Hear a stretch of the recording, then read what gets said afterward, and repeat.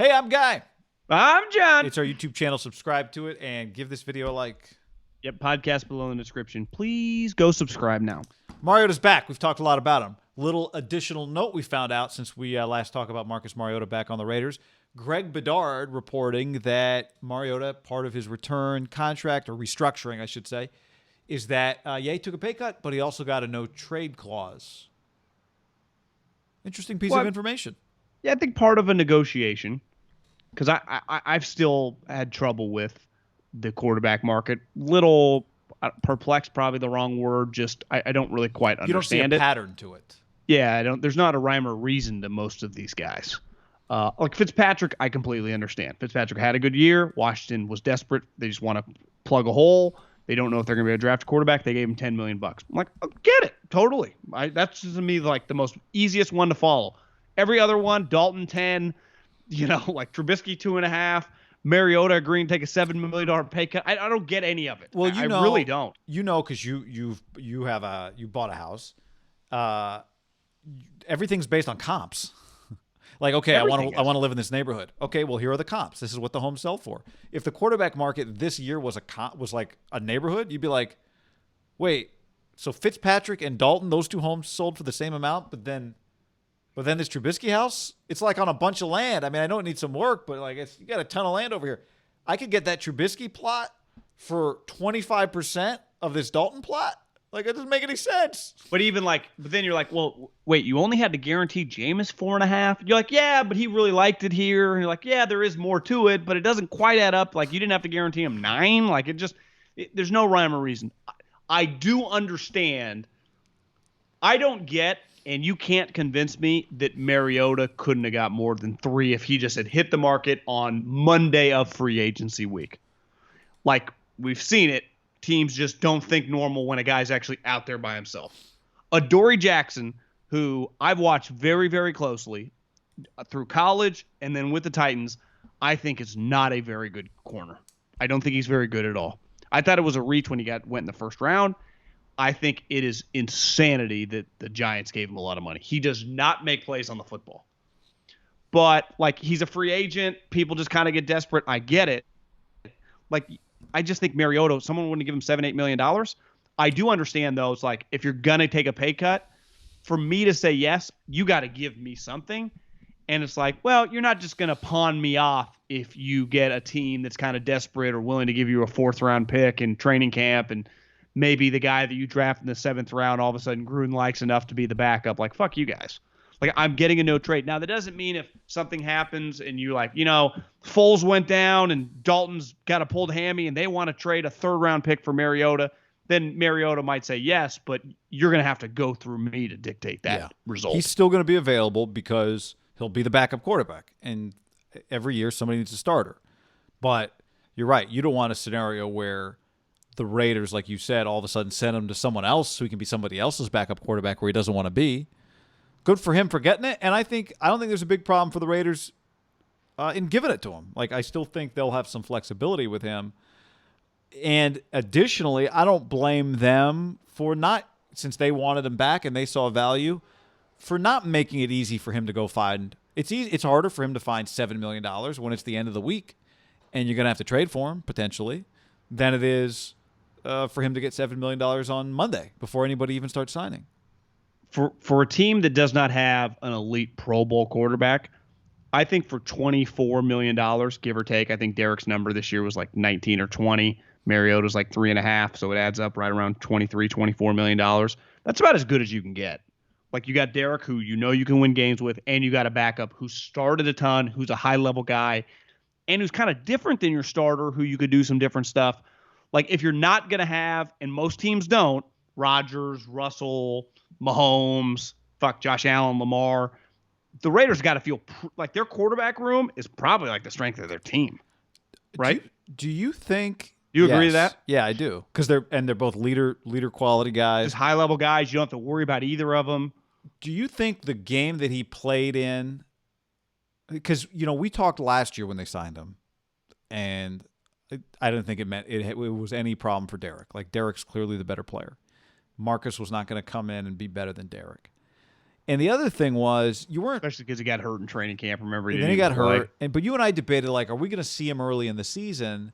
And one of the things is that Derek's athletic, right? Like, if you want to run some play with Mariota, you might be able to just run it with Derek. But I do want. It's not to say that they're the same. Marcus has proven you wouldn't that. run like the speed option with Derek that you might with Mariota or something. So my question is, I wonder if obviously Gruden saw him in a game finally after seeing him in practice for a long time, but that's a little different. Like there might be stuff with Marcus that does not really in practice. It doesn't feel like much, but in a game when it's time to just do what you just described, it works because no one's ready for it. I wonder if my guess is he's not a great practice player, Marcus Mariota. I wonder if Gruden's going to do some after seeing that game. Thinks maybe there are some ways to work Marcus Mariota in on offense this year. Again, the problem is that Derek is pretty well-rounded, so but just to mess with somebody. And Mariota isn't he's not Lamar, right? No, it's true. Or Cam. So it's like he's just a more athletic version of not a good thrower of Derek, right? Yeah. But we saw him with a team not ready for him do some play. I just wonder if Gruden's going to do a little more of that. And I'm not even advocating that he should, because, again, I think Derek can do most of what you need. I do think with the you see 17 games, it hasn't been official, but it's kind of unofficially official. There are going to be 17 games. Their big thing is just doing a little research, reading an article on how the game goes.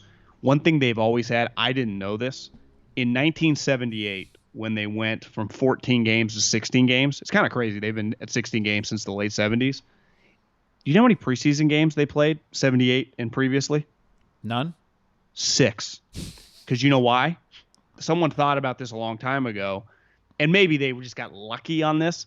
They like that 20 number because they can do the half and half, right, on tickets. And maybe back then it was more about ticket sales. Oh, and road games, home games. I got you. Yeah, road game, home game, so everyone gets equal. And that's, I think I would imagine the 70s, how they made the majority of their cash, right, wasn't these TV deals. It was gate receipts, and they wanted to get they love that 20 number. It's why, because I kept thinking, like, wow, they're going to do preseason games? Like, yeah, they're going to do 3 because they like 20. And so it's going to be 20. And then one day, which is not that far away, maybe 5 years, it'll be 18-2. But I do think those 3 preseason games for a guy like Mariota, because last year, the one hard part is now he wouldn't have been healthy anyway. But, like, we didn't even get to see, let's use a good example, like Jordan Love. Like, how terrible is he? Well, it's one thing to read these stories about practice, but just let him play a preseason game. Sometimes, like, there is something to be said about some guys at quarterback. If you're not the most accurate guy, you can look really shitty. Like Merton Hanks says, like, fuck, we're getting ready for the Charger game. The ball never hit the ground. Well, yeah, you had Steve Young and Jerry Rice and John Taylor and Brent Jones. You go to most practices, like I bet Trevor Lawrence's first couple practices could just be ugly. Mariota is not super accurate. So it's like balls hitting the ground. You're like, is this guy any good? Well, you're not really going live because he's not running around. One of Mariota's strengths, you saw it in the Charger game, was kind of him running around. Maybe going back to Jordan Love, like one thing Jordan Love, if he ever becomes just a solid player, he's going to hang his hat on athleticism. Well, it's hard to tell athleticism when you and I have been to these practices, and college is the same way. And anyone listening, if you've been to a high school practice, first thing that happens when guys get around the quarterback is 8 whistles get blown, and everyone just kind of stops. You know, so it's like it's hard to kind of tell.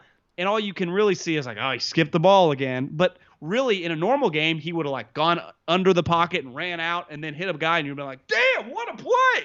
Yeah. But that never gets to happen in practice.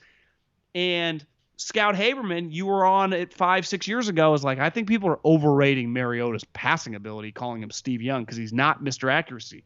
And one thing has been proven out, he ain't Mr. Accuracy. He's really more like Carr. Carr's not a super accurate guy. I know his numbers have gotten a lot better. He's much more of a rhythm, timing, but he can look really bad. He can overthrow balls. So you're like, how did Derek miss that? I'll tell you how. He's not a precision passer. Neither is Mariota. But when they're on, you're like, God, Derek's fucking feeling it right now. They're kind of just, they're like a streaky shooter. Now, Derek's talent is way stronger than Marcus's as an arm talent. So it just be like, he can have those like Chiefs Sunday night games where you're like, God, he's going toe-to-toe with Mahomes. Mariota, you'll never say that because it won't look that way. But he can make these plays when he's scrambling that you just will never be able to tell. And that, to me, is where if he would have had a couple of those games, I do just wonder, like, my job when I first got to the Eagles was always inputting injuries.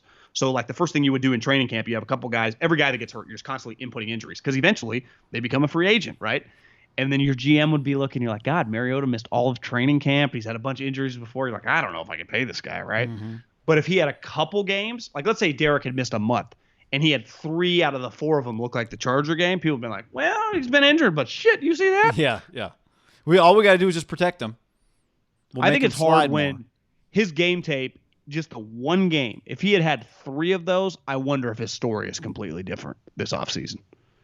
Because part of it is like, but yeah, it he had also the could good have gone game, the but other he's way. been injured. You could have been overexposed. Well, a could little have. bit. But I'm just saying, like, the only chance for him to like get kind of his mojo back within the league, is to just put it on. It sounds cliche, but it is just true. Is put it on tape. Yeah. Play games. Yep. It's hard. I bet he's thinking like he plays that good game with the Chargers. Maybe Derek's gonna be out a couple of weeks, and the first thing Derek says like, I'll be back. And I remember thinking like, Derek, you could barely walk. You're gonna be back, and Derek was. Yeah. Yeah, that's And Derek's had some injuries. And I'll give Derek credit. There's like there's a paranoia to him a little bit, probably, I'm right? not With the giving last somebody 3 else years. my spot. Fuck no. Yeah, I don't blame him. And if I was him, you'd be like, wait, these guys signed Mariota because what? They loved him coming out, and now he just played decently in this game. I'm gonna work my ass off. Sign him to a lot of money. Yeah, right, he's not making the veteran minimum or something. That sends a message. We thought it did at the time. You could argue maybe the Mariota signing has made Derek a better player. Maybe. Or just created a little more urgency in him, or just because possible. sometimes we talk a lot about when it goes the wrong way, right? Like Jalen Hurts with Carson. It happens a lot. Like it might. I think if the Niners were to bring in Minshew for Garoppolo and Garoppolo was the quarterback, I don't know if that'd be good for Garoppolo. But like, would Flacco be? But like, who would be good for Garoppolo? Because wouldn't Trubisky be the same? People would be like, I'll just put. Yeah, Trubisky would be the same. Flacco would not, because Twitter, like no one would be. There would be no groundswell. And he's older. I think Kyle would probably have less of a desire to figure out what he's got. Yeah, with Flacco. You're right. With Trubisky, it would be the loudest. You'd be like, maybe Kyle can get the most out of him. Yeah. And that, I'm sure, Derek had to be thinking that in the back of his head. Like, Mariota was the number 2 pick in the draft. Yes. I would think that if I was in his seat, as I said at the time, I don't think he could take his job. But you can't beat him out. But if you're hurt and somebody else steps in, that's a different animal. We saw it once upon a time with a guy named Alex Smith and Kaepernick, right? Yep. And Alex had just been to the AFC Championship and was playing his best football. Then on one concussion, 2 years later, he's the starting quarterback for the Chiefs. Wow.